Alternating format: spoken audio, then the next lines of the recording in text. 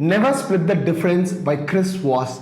That's the book we're going to be speaking about today. In fact, I'm going to be speaking about 10 lessons that you could use right after this video to negotiate better salaries, to negotiate better deals, and to basically, ensure that you have your way in every negotiation possible. So without much further ado, let's get started. So for the uninitiated, Chris Voss was, a hostage negotiator with the FBI, where he was involved in a lot of high-stake negotiations with, let's say, kidnappers, with a lot of, terrorists and things like that, where the stakes with respect to human lives and the money were pretty high, right? So what he has done is to explore if the negotiation techniques that he used in those situations can that be distilled to real life scenarios, and we're going to be and he discusses like a ton of techniques that you could be using on an everyday basis, and that's what we're going to be discussing about today. So principle or lesson number 1, make your focus about the other person and what they have to say.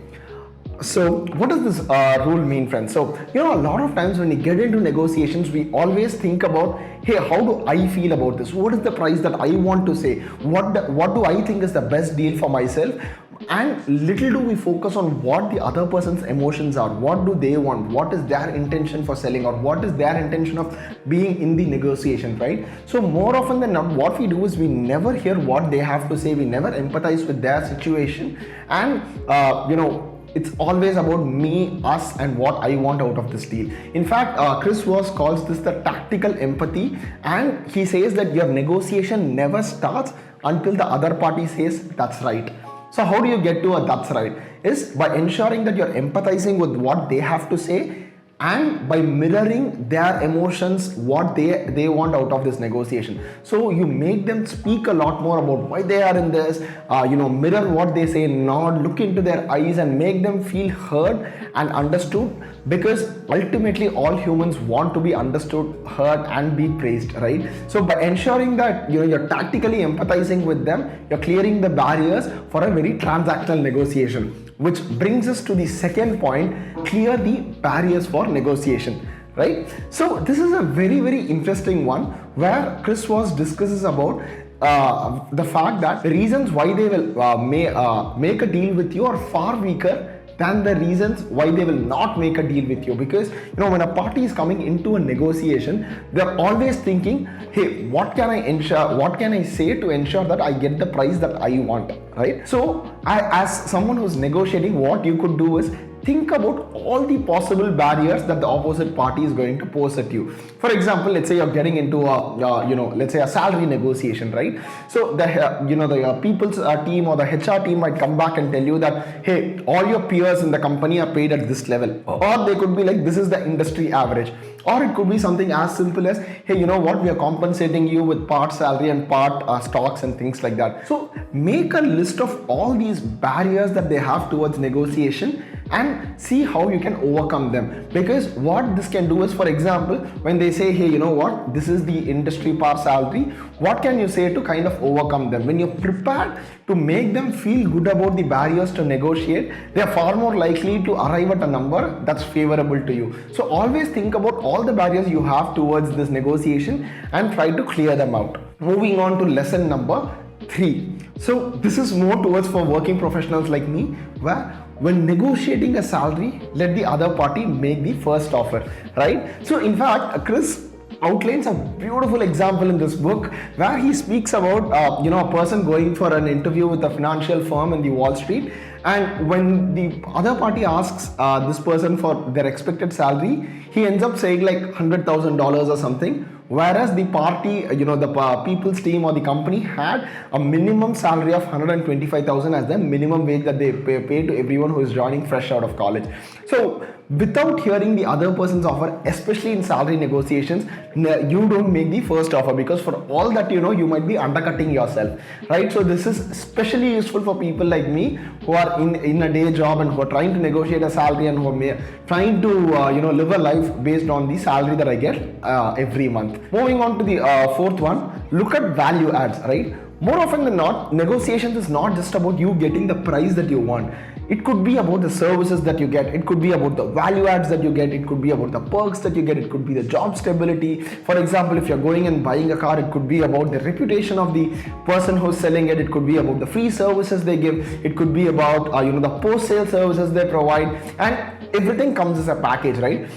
A lot of times, at least in my head, when I go into negotiation, I just think about the hard price that I'm willing to pay, and I ignore everything that comes around that thing. For example, when I negotiate a salary, I never think about the company culture, the stability that it gives, the culture, the other perks that I get, the travel opportunities, the growth opportunities, and things like that, and blindsided just by the money that I would be getting.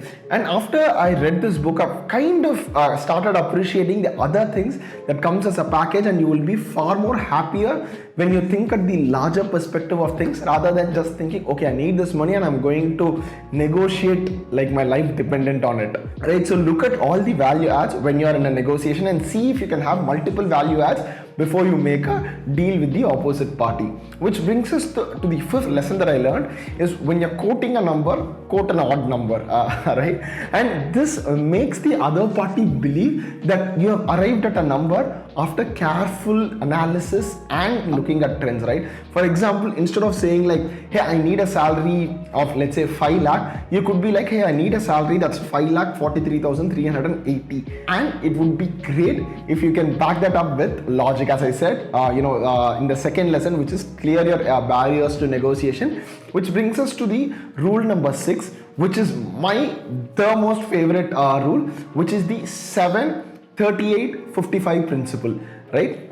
This rule basically says that 7% of the negotiations result is based on the words that you speak, 38% is on the tone in which we speak, and 55% is based on our body language. This was mind-boggling for me, because a lot of times what I end up doing is, negotiate, when buying a new car or new phone or whatever, we end up negotiating over a Zoom call or a virtual call or and things like that. Little do we realize the important cues that we might get by the tone, the words, and the body language. In fact, Chris Voss goes on to speak about the incongruence between the words that are spoken and the body language. If they don't match, it means that either the person is lying or they're not happy with the deal that's being made, which means you should be walking away, because at the end of the day, you don't want to make the other person feel bad about making a deal, right? For example, I say that, hey, I'm extremely sad about making this deal, but my body language doesn't reflect that. I know that either I'm lying through my tooth, or maybe I'm not very happy with the deal. So look for the congruence between the tone of voice, the words that are being spoken, and the body language. And precisely for this reason, Chris Voss recommends that as much as possible, make all your negotiations in person rather than trying to make it through a virtual meeting and things like that, because you can pick up on the subtle cues, and based on what you pick up, either you can kind of negotiate more harder, or walk away, or maybe just loosen your side a bit more. So this is a great rule. That's something that I was very, very fascinated by. Rule number 7, it's called the ACKERMAN rule. So ACKERMAN rule basically is very, very useful when you have a fixed number in mind that you want to pay. You don't want to think about the value adds, you don't want to think about any other thing. Let's say you're going to buy a car, and you have, let's say, again, I'm throwing in a random number. Let's say you want to, the maximum that you're willing to pay is 3,50,000 for a car. And then the salesperson is, quoting that it's probably 4,25,000, right? But 3,50,000 is the absolute best. 350,000 is the absolute best that you want to pay. So what this ACKERMAN rule says is, you start your negotiation by quoting 65% of the price that you're willing to pay, right? So which is 65% of 3 lakh or 350,000, which is around 227,000. You have a round of negotiation, doesn't work out, then you get to around 85% of that number, which is around 2,97,000, and then you get to 95% of that number, which is around 3,25,000, before finally arriving at the number that you want, which is 350,000. So what this rule does is, it makes the salesperson feel feel that they have squeezed you hard, and what it does to you is you haven't deviated much from the budget that you had in mind. So always remember the 65, 85, 95 and 100% rule, which is called the ACKERMAN rule, and you start your negotiation with the 65% before arriving at the 100% rule. This ensures that both the parties are happy, and then you've got what you wanted out of the deal. The 8th lesson that I learned, which is again pretty useful, which I'm sure a lot of us have been in scenario, is using the familiarity principle. So familiarity principle is basically used to you establishing a rapport, which goes back to our first point, making the goal of the negotiation, or making the other person the sole focus of our negotiation. So try to have these small talks, try to gauge their interest, try to see if you can make them feel that, hey, you're one of my tribe, hey, you're one amongst us, by discussing common topics or saying things that will make them feel good before you start negotiating, or before you start thinking about speaking with a friend rather than someone who's trying to beat me hard with negotiations, right? So you would see a lot of car sales persons, a lot of people who are very, very good with negotiation. They make you feel like you're speaking to a friend, and slowly end up having their way in the negotiation. So always use the familiarity principle and understand that negotiation is not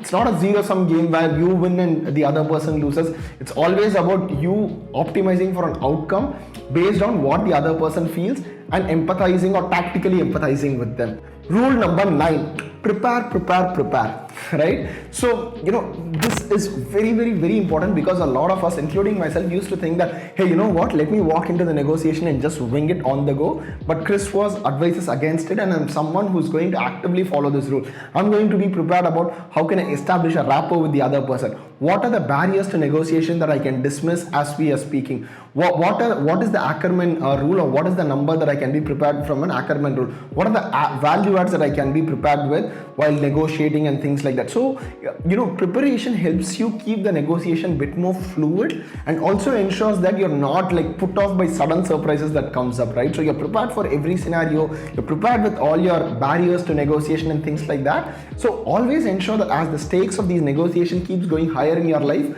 ensure that you're very, very, very prepared with everything that you need to have a successful negotiation. Which brings us to the last tip and the title of the book: never split the difference. Because more often than not, let's say I need something, I'm selling something to you, I quote $100 price, you quote a $50 price, and then we arrive at $75 or 75 rupees. What ends up happening is both the parties aren't happy with the outcome that has come. So in fact, Chris Voss goes on to say, making no deal is far, far, far better than splitting the difference where no one is happy. Because at the end of the negotiation, you want to ensure that both the parties are happy, and splitting the difference is not the way you achieve that. So with that, I would like to end the 10 lessons that I learned.